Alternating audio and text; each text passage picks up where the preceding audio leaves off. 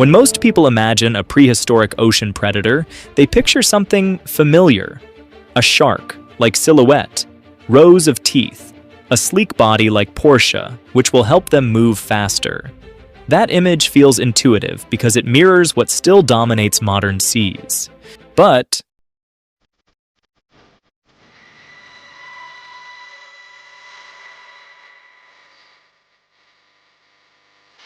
Dunkleosteus doesn't fit that picture at all. This was a fish that wore armor instead of scales. A predator with no teeth, yet capable of delivering one of the strongest bites ever calculated for any vertebrate. Its skull wasn't just a protective shell, it was a mechanical system, more similar to engineered machinery than to the heads of modern animals. And despite being one of the most famous prehistoric fish ever discovered, scientists still debate how big it was, how it swam, and what much of its body even looked like. And that is why nothing about Dunkleosteus was normal. To deep dive in the nitty-gritty of this creature, we have to start with the world it lived in. Dunkleosteus lived during the late Devonian period, roughly 380 to 360 million years ago. This stretch of time is often called the Age of Fishes, and unlike many geological nicknames, it's not an exaggeration. Jawed vertebrates were still a relatively new innovation. Once jaws appeared, evolution began experimenting aggressively. Fish diversified into countless forms.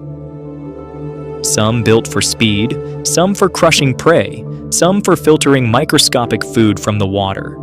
Entire body plans emerged that have no modern equivalents. The oceans of the Devonian were warm, shallow, and expansive. Large inland seas covered much of what is now North America, Europe, and North Africa. Coral-like reef systems supported dense ecosystems. Invertebrates were abundant, and early vertebrates competed fiercely for space and food. Among these early vertebrates were the placoderms, armored fishes whose defining feature was heavy bony plating around the head and upper torso.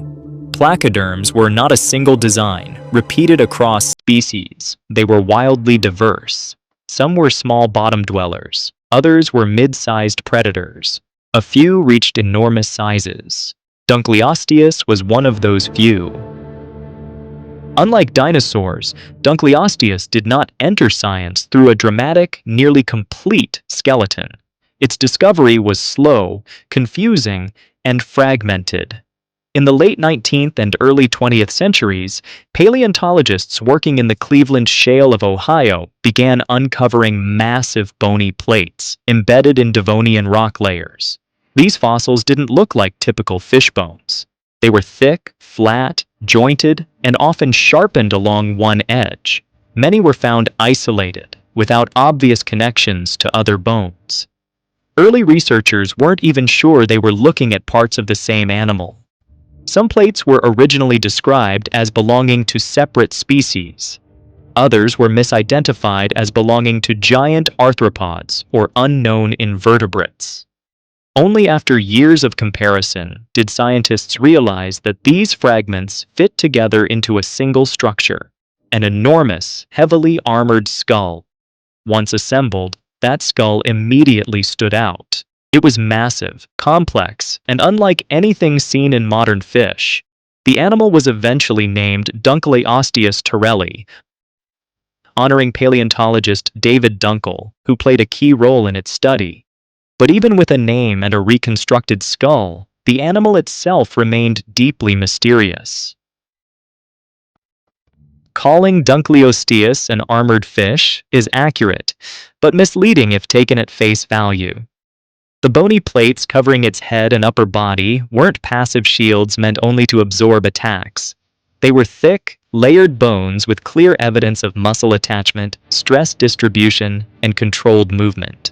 Some plates reached several centimeters in thickness, far exceeding what would be necessary for simple protection. Crucially, these plates were not fused into a rigid shell.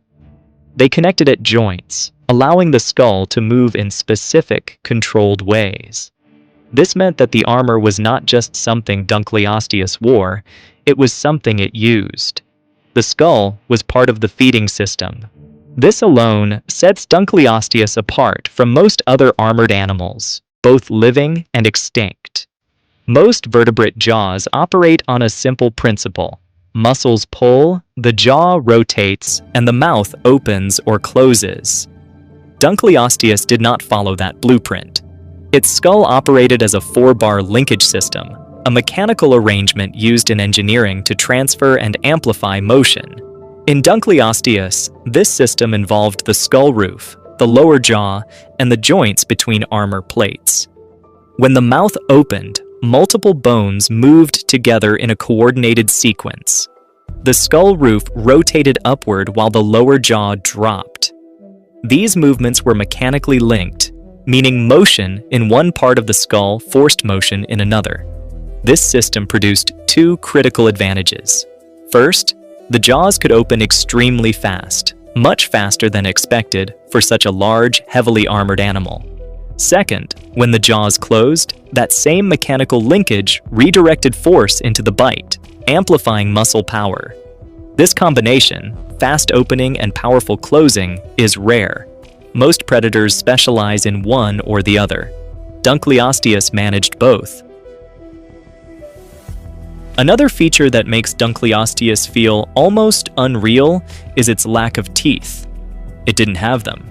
Instead, the front edges of its upper and lower jaws were sharpened into bony cutting blades. These blades were extensions of the skull plates themselves, shaped by growth patterns and natural wear. As the animal fed, the edges maintained a sharp cutting surface without the need for tooth replacement. When the jaws closed, the blades slid past each other in a shearing motion. This wasn't a puncturing bite like a shark's. It wasn't a grinding bite like a mammal's. It was a mechanical shear designed to cut, crack, and split. To understand how dangerous Dunkleosteus really was, researchers turned to biomechanical modeling. By estimating muscle size, attachment points, lever arms, and joint mechanics, scientists could calculate how much force the jaws produced. The results were extraordinary.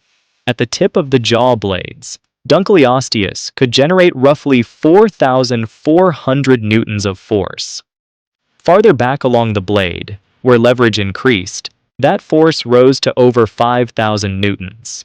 To put that in context, this places Dunkleosteus in the same general category as large modern crocodilians, animals capable of crushing bone. What makes this even more impressive is how quickly that force was delivered. The jaws didn't slowly clamp down. They snapped shut, driven by both muscle power and mechanical advantage. Speed and force rarely coexist at this level.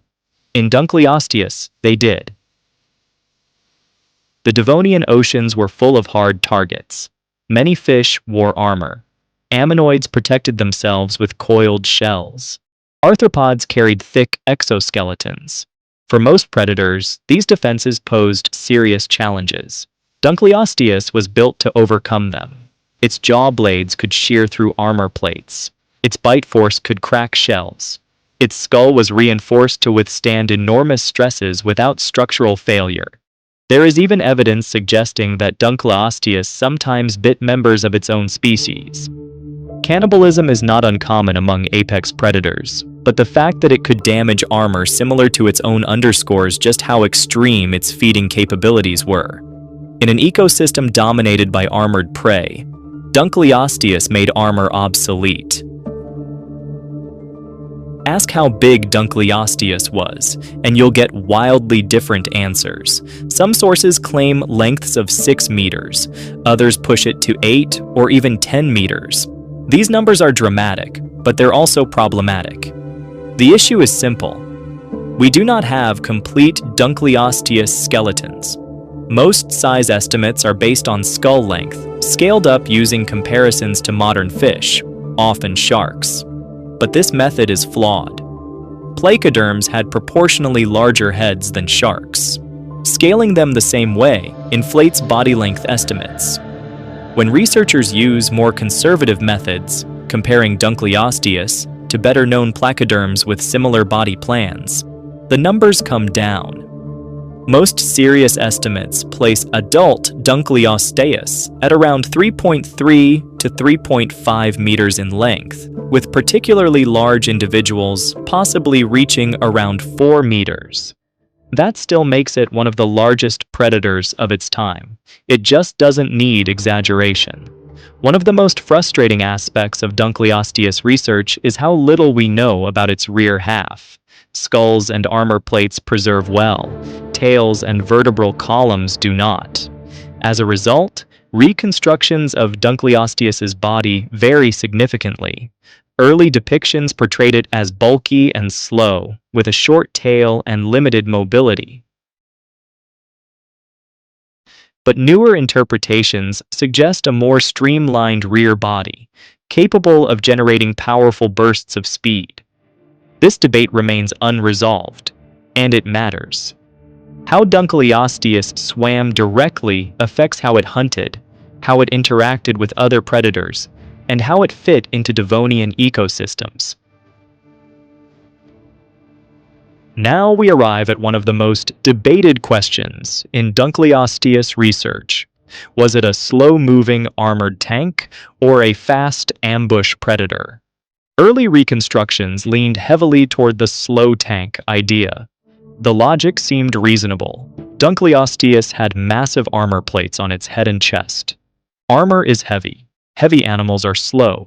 Case closed. But paleontology rarely stays that simple. As researchers began looking more closely at muscle attachment scars on the armor plates and comparing Dunkleosteus to better-known placoderms, a different picture began to emerge. The front half of the body was undeniably rigid and heavily armored, but that rigidity may have been deliberate rather than limiting. A stiff front end provides stability during feeding. When an animal delivers an extremely powerful bite, especially one involving shearing forces, it needs a stable platform. Flexibility at the wrong moment could be disastrous. Dunkleosteus's armored skull and thoracic plates likely served as a shock-absorbing anchor for its jaws. That doesn't mean the entire body was stiff. Evidence suggests the rear half of Dunkleosteus was likely more flexible and muscular, capable of producing strong bursts of acceleration. This combination, a rigid front and a powerful, flexible rear, is common in ambush predators.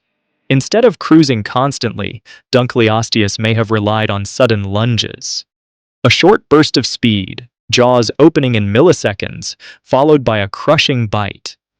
The prey wouldn't need to be chased for long because it wouldn't survive the initial strike.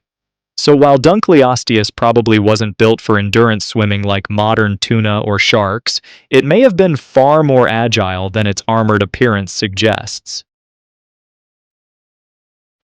Understanding how Dunkleosteus hunted means understanding its environment. The Devonian oceans were crowded, but visibility was likely limited in many shallow seas. Water clarity fluctuated.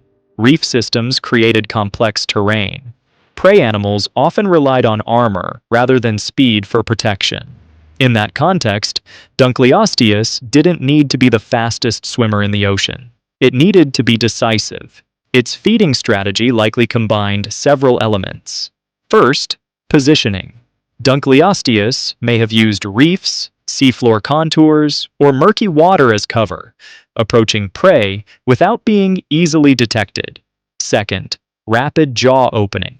Thanks to its 4-bar linkage skull, Dunkleosteus could open its mouth extremely fast, creating suction that helped pull prey in. Third, overwhelming bite force. Once the jaws closed, the bony blades delivered a shearing, crushing force capable of defeating armor and shells. This wasn't a prolonged struggle. It was a single, catastrophic interaction. In many ways, Dunkleosteus's hunting style may have resembled that of modern ambush predators like groupers or crocodilians, animals that rely on positioning and power rather than speed alone. One of the most persistent misconceptions about Dunkleosteus is that it represents an early stage in the evolution of sharks or other modern predators. It doesn't. Dunkleosteus belonged to the placoderms, a group of jawed fishes that branched off early in vertebrate evolution and followed their own unique path. Placoderms were defined by heavy armor, complex skull mechanics, and a wide variety of feeding strategies. Sharks, by contrast, are cartilaginous fish. Their skeletons are made of cartilage rather than bone. They rely on flexibility, continuous swimming, and replaceable teeth. Their evolutionary solutions are almost the opposite of those seen in placoderms. Dunkleosteus wasn't a stepping stone toward sharks. It was a completely separate experiment. And like many evolutionary experiments, it didn't last. For millions of years, Dunkleosteus occupied the top of its ecosystem. Being an apex predator comes with advantages: access to abundant prey, minimal competition, and dominance over other species. But it also comes with risks. Apex predators tend to be specialists. They often grow slowly, reproduce less frequently, and rely on stable food webs. When ecosystems change rapidly, these traits become liabilities. Dunkleosteus was highly specialized. Its skull, jaws, and armor were perfectly adapted for a specific type of predation in a specific type of environment. That specialization made it powerful. It also made it vulnerable. Toward the end of the Devonian period, Earth experienced a series of environmental crises known collectively as the Late Devonian Extinction events. These weren't single catastrophic moments like the asteroid impact that ended the dinosaurs. Instead, they were prolonged episodes of environmental stress. Oxygen levels in the oceans dropped dramatically. Large portions of the seafloor became anoxic, depleted of oxygen. Sea levels fluctuated. Reef ecosystems collapsed. For animals adapted to stable, oxygen-rich marine environments, these changes were devastating. Placoderms were among the hardest hit. Their heavy armor required significant metabolic investment. Their lifestyles were closely tied to reef and shelf environments. As those ecosystems deteriorated, placoderms began to disappear. By the end of the Devonian, they were gone entirely, including Dunkleosteus. One of the most interesting questions in paleontology is why some groups survive mass extinctions, while others vanish. In the case of the late Devonian, sharks made it through. Placoderms did not. There is no single answer, but several factors likely played a role. Sharks had lighter skeletons and required fewer resources to grow. They reproduced more quickly and in greater numbers. Their feeding strategies were more flexible, allowing them to exploit a wider range of prey. Placoderms like Dunkleosteus, by contrast, were heavily armored specialists. Their biology was optimized for dominance in a stable ecosystem, not survival in a collapsing one. Power is not the same as resilience. When conditions changed, sharks adapted. Dunkleosteus could not. Despite more than a century of study, Dunkleosteus remains frustratingly incomplete. We still lack full skeletons. We still debate body proportions. We still refine bite force estimates. Every new biomechanical model slightly reshapes our understanding. Every new fossil fragment raises new questions. This uncertainty isn't a flaw, it's a reminder of how deep time works. Fossilization is rare. Preservation is selective. What we know is shaped by chance as much as by biology. Dunkleosteus sits right at the edge of what the fossil record can tell us. Dunkleosteus matters because it challenges our assumptions. It reminds us that evolution doesn't move in straight lines.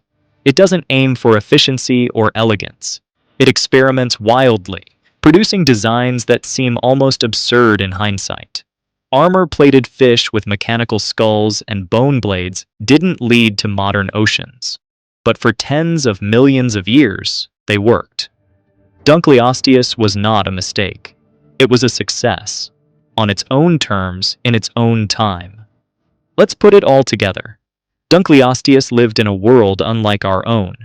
It wore armor where modern fish have scales. It used blades where other predators used teeth. Its skull functioned like a mechanical trap. Its bite rivaled the strongest living predators, and its lineage vanished entirely when the world changed. It doesn't fit neatly into our categories. It never did. And that's exactly why Dunkleosteus remains one of the most fascinating predators to ever swim in Earth's oceans.